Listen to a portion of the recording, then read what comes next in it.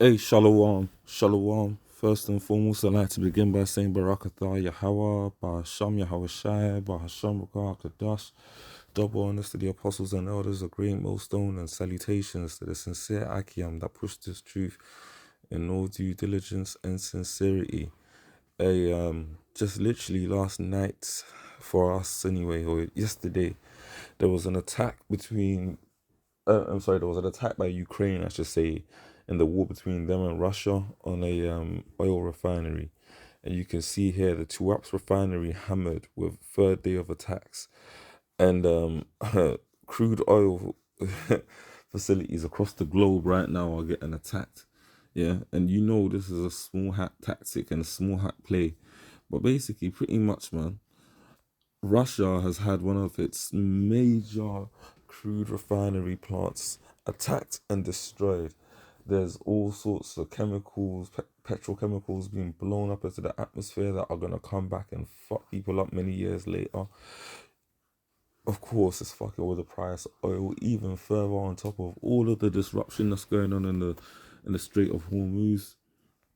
Russia's, of course, going to hit back. And this is just another play on by these Rothschilds, man. Ultimately funding these devilish individuals over there in Europe, man, to essentially further this economic collapse. It says here, I'm going to read some of the articles and we're going to go into some scriptures. Tuapse refinery hammered with third day attack. Ukraine hits Russia's Tuapse oil refinery. Toxic fumes in Russian Black Sea town after oil refinery hit. Ukraine's refinery attacks expose Russia's air defenses.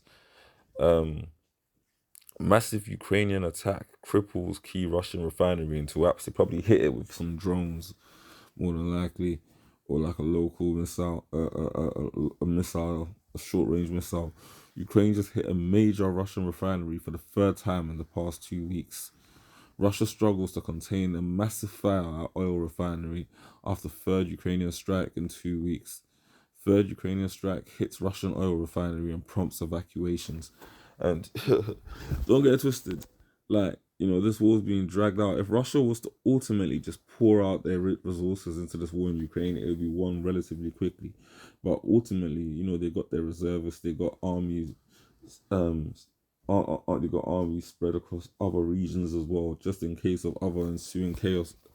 And that's ultimately, man, just true to the scriptures. When you go to paragraphs like Matthew's the 24th, chapters like Matthew's the 24th chapter, and you look at what Hawashai said would be the signs of the end times, specifically going to the point, Matthew's 24, the 7th chapter, and it reads, "For nation shall rise against nation and kingdom against kingdom, and there shall be famines and pestilences and earthquakes in diverse places."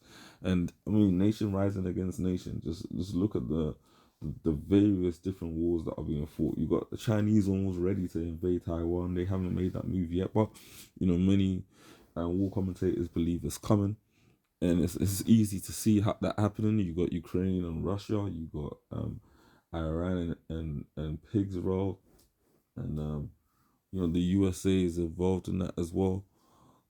Nation shall rise against nation and kingdom against kingdom, man. This is all pursuant to Ezekiel the 38th chapter.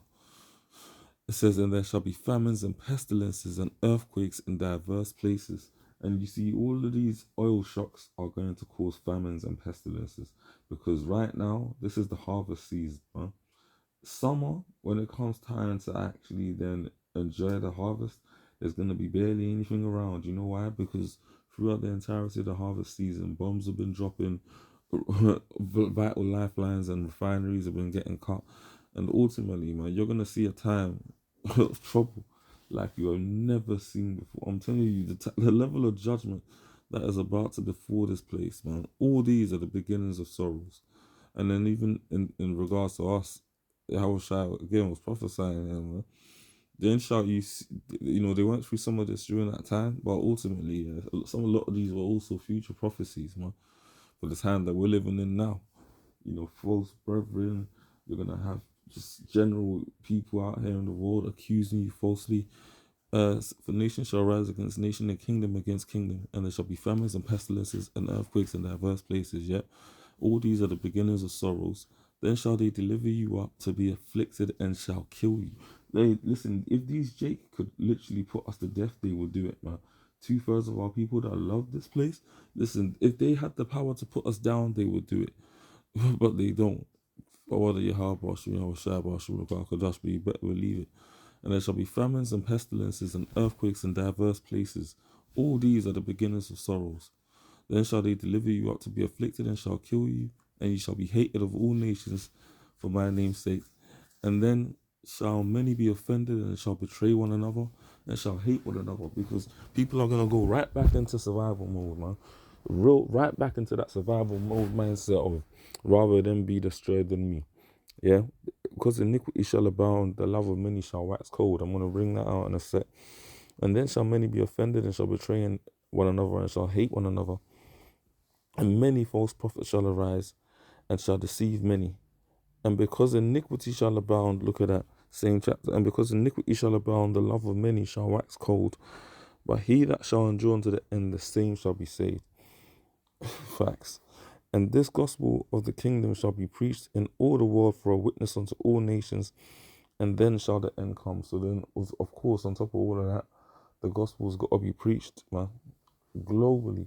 See, yo, all of this, man, has to take place during these times that we're living in right now.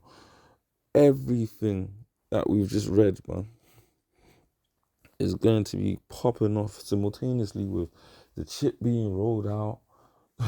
People just literally be in a survival mode, doing whatever they got to do to have access to that, and simultaneously the Lord's going to bring judgment. Ezekiel the 7th chapter and the 5th verse. Thus saith the Lord Yahweh, an evil and only evil beholders come. What do you think is going to happen when you got war simultaneously occurring with famine, with lack of resources, with poverty, man?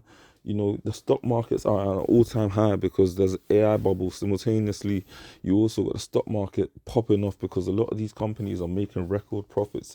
BP, British Petroleum, yeah, are making record profits. They've literally, yeah, made historically high profits while they're charging £2 per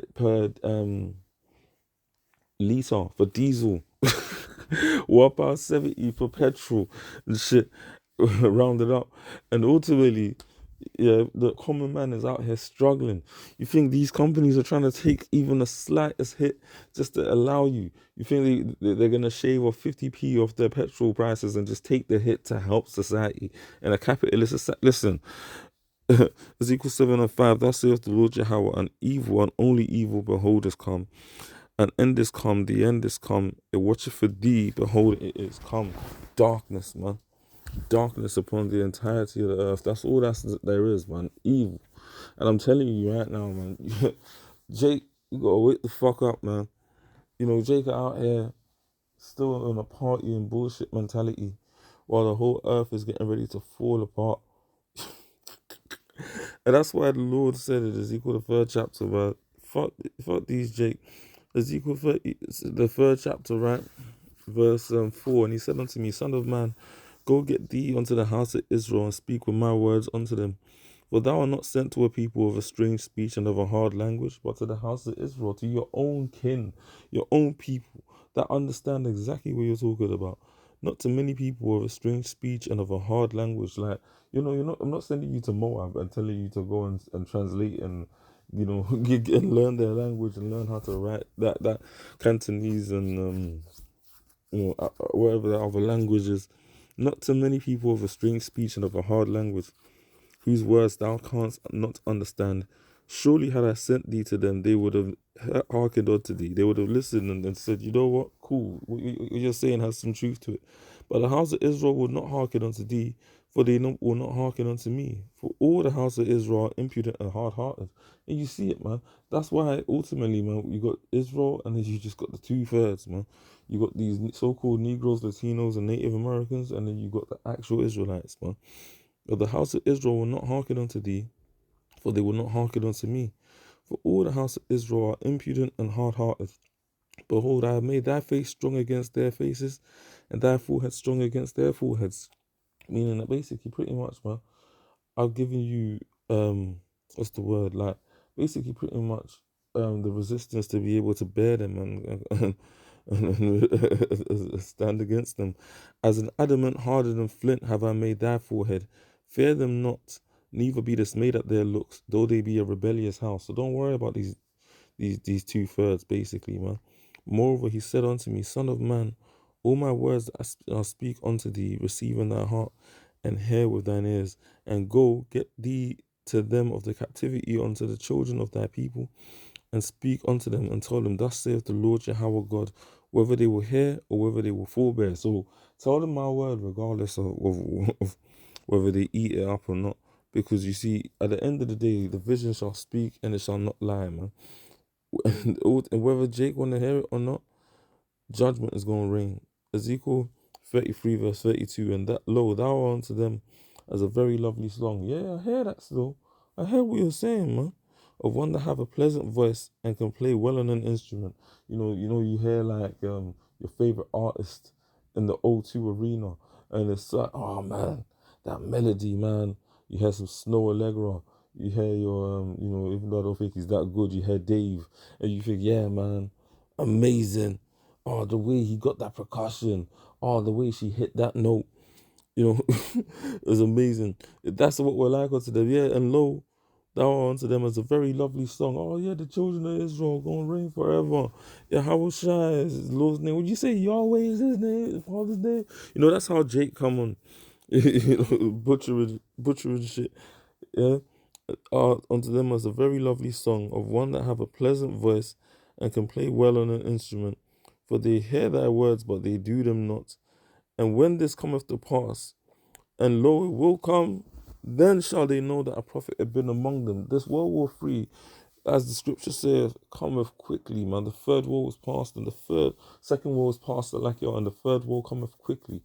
World War III is on its way, man. It's part of the prophecies. It's in the scriptures, man. And this devil, pursuing to Revelations 12 and 12, coming down on us with great wrath because he knows his kingdom is nearly out here. It's coming, man. When I'm telling you, when this economic shock really hits, because it's not hit yet, but when it does, the level of pain you're gonna witness within society is gonna be like such as you have never ever ever ever seen before, man. Judgment is gonna reign supreme. I'm telling you, man. The Lord Yahweh Shai is about to bring extreme judgment, the likes of which has never been seen upon the face of the planet Earth before, man. And Jake are just out here on some party and bullshit and party and bullshit. But we've told you, so the blood is now on your hands, man. Yeah. At the end of the day, it's off our hands and on you. You, Jake, are gonna realize, man. May the Lord Jehovah Shim Yahushua Bashim Kakadash Abad Babao Abad Adawam Abad Shashua and Abad the 2/3 of Israel. Because all these evils that we're reading about are necessary evils that must take place for this kingdom to go out and our kingdom to stand, man. But the Lord's gotta kill you, Jake, first, man. And the time is coming. Shalom.